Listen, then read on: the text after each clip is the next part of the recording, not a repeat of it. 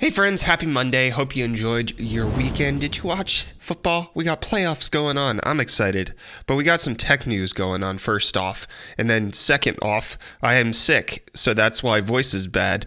Anyways, let's go ahead and jump on into the news, which is the first rumor of the day, and that is NVIDIA will be announcing its upcoming 7nm Ampere architecture at GTC 2020 in March. The source on this one is from an unnamed source at WCCF Tech, and they're saying that this is a newer source for them, and then they've received credible information from them previously, but at this point, they can't verify it, so they're calling it a rumor, which makes total sense. Anyways, the point is that it looks like Ampere will be announced at GTC in 2020, which is in March of this year. This would actually coincide with when Volta was announced. Do you guys remember Volta, that architecture that not a whole lot of people got, the Titan V? That was a thing. Anyways, that was announced at GTC 2020 alongside ray tracing technology. That's where we got that Star Wars demo that they showed off literally forever for the next 2 years. So that was exciting, and it could be that at GTC is when we're going to get Ampere announced. This likely would be on the developer side or the high-end compute side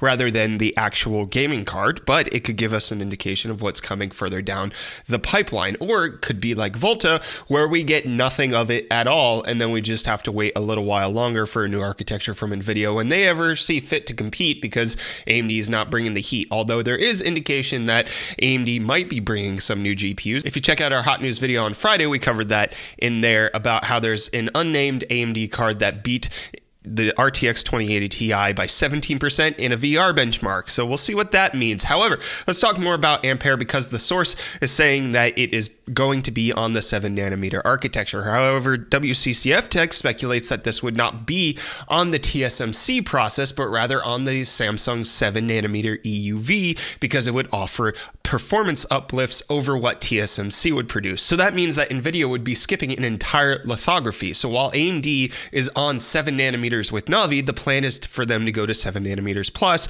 which is the EUV lithography, and that would effectively be where NVIDIA is going straight off the bat. There is some indication of this. However, we've covered in previous hot news is that NVIDIA is saying that they're not planning on going with Samsung and that they're sticking with TSMC, because that would shake up the market quite considerably. So even if they are planning on going with Samsung, it's probably best if they don't necessarily announce that they're ready to do that just yet before it's imminent, so that they don't ruin shareholders and all of that stuff. So it's an interesting rumor. March 2020 could be the announcement of the new architecture. It could let us know where NVIDIA plans to compete with AMD this year, and given the fact that Intel launched their DG1 at CES this year, we can see that they're going to be competing only with AMD for the time, unless Intel has some sort of rabbit in its butt.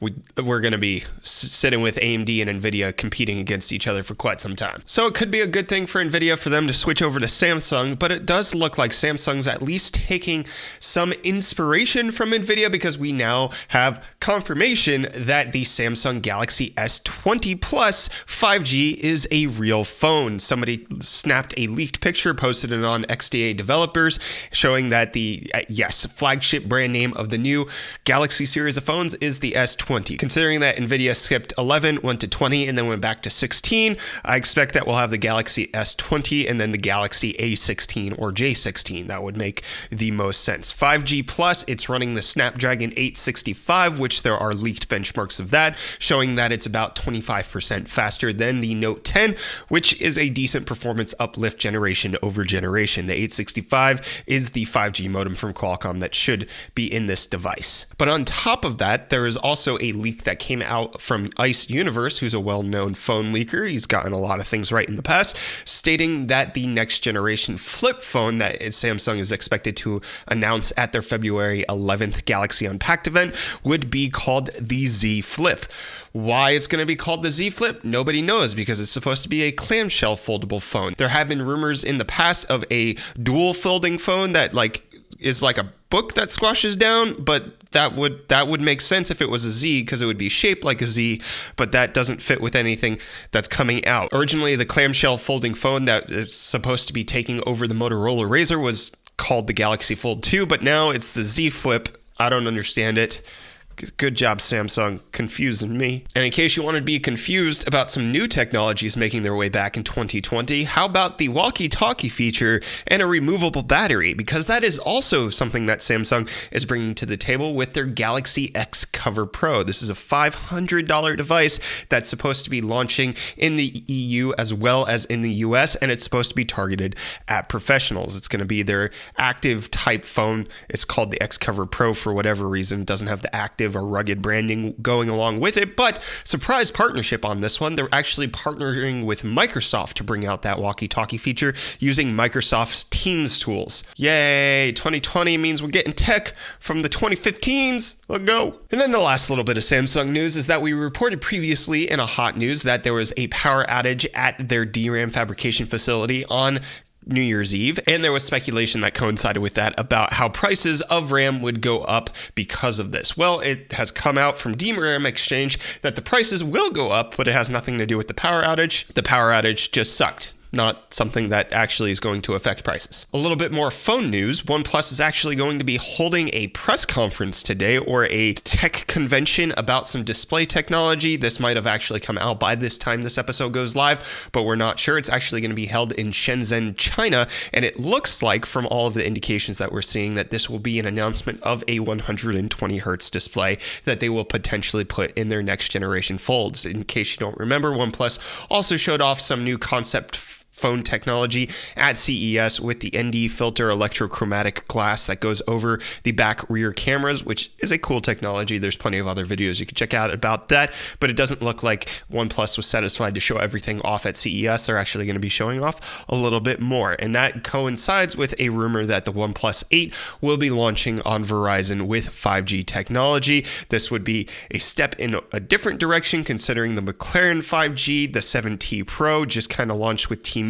So the 5G Verizon phone is supposed to be on millimeter wave, which is exactly the opposite promotion that T-Mobile's doing, because millimeter wave can only be used in certain areas, whereas the actual 5G that T-Mobile is using can be used all over.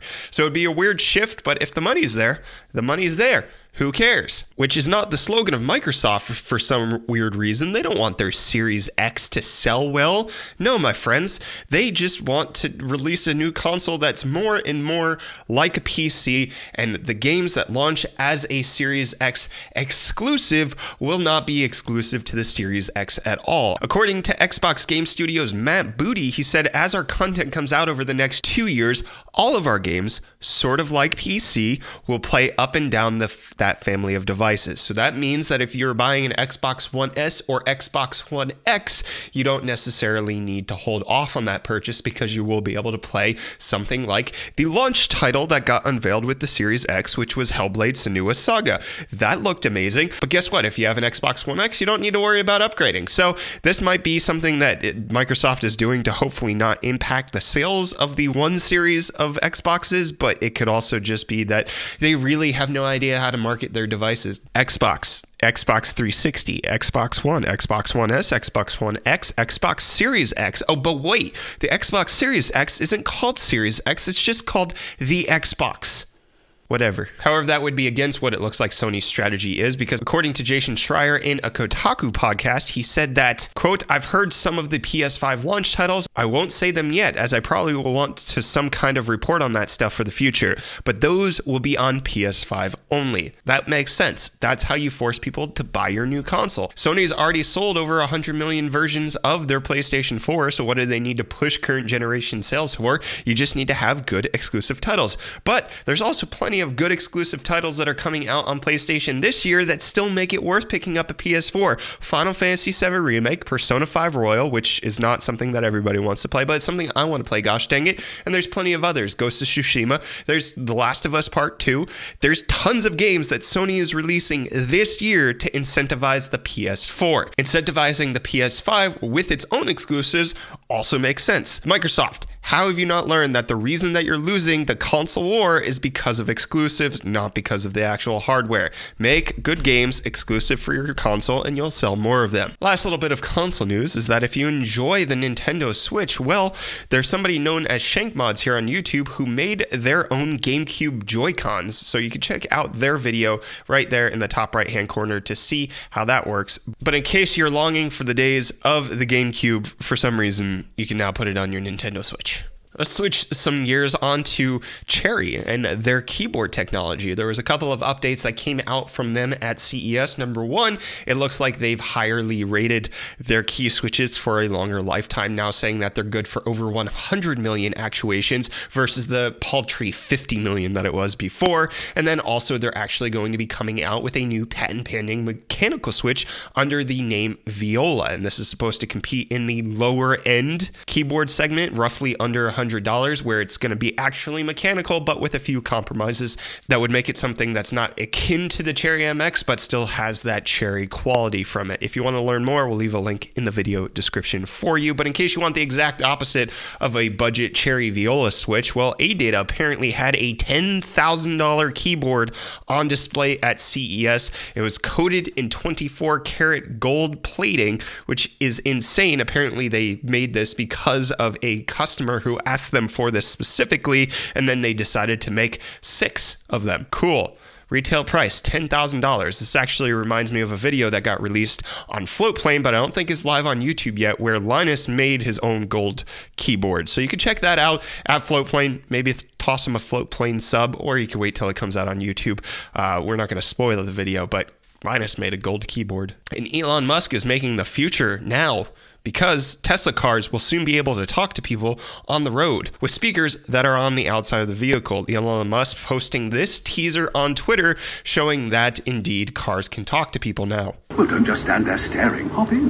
He also said that they might even be able to fart in people's general direction. Awesome.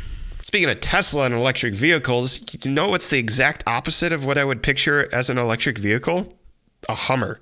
Yeah, well, apparently GM is reportedly desiring to pick the brand back up to make it an electric pickup truck, and they're going to unveil it with a Super Bowl ad starring LeBron James. And in case you're not aware, right now is the best time to announce electric pickup trucks. You have the Ford F-150 electric, the Rivian R1T, and then obviously the Cybertruck, which was announced by Tesla themselves. I mean, it makes sense. Hummer got killed off. It was known for being non-environmentally friendly, so the way GM combats the bad stigma of that is they make it the exact opposite. I get it, but at the same time, why? Just come up with a new brand. Don't use the Hummer brand. The Hummer brand was supposed to be the big gas-guzzling friggin' military vehicle. And then I just want to close off hot news with 2 cool videos that I absolutely recommend that you check out after the end of this video. The first is a Cyberpunk 1997 PlayStation 1 demake that Barely Regal made using Dreams on the PlayStation 4, which is an upcoming title that's supposed to be released on PS4, I believe in February,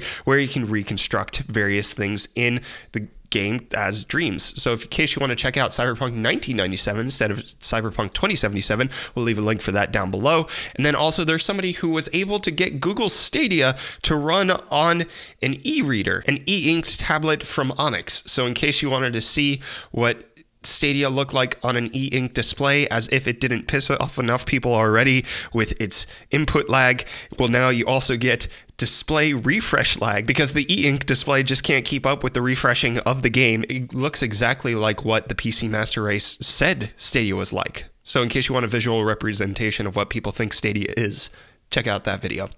And that's going to be the end of Hot News today. Thank you so much for watching. Thank you so much for sticking with me.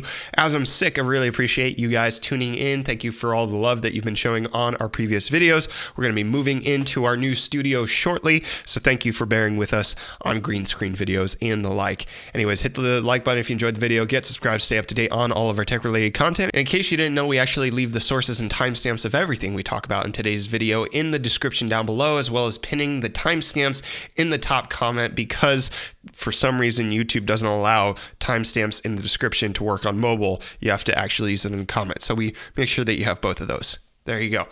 I'll see you in the next one. Bye. Hopefully I'm better tomorrow.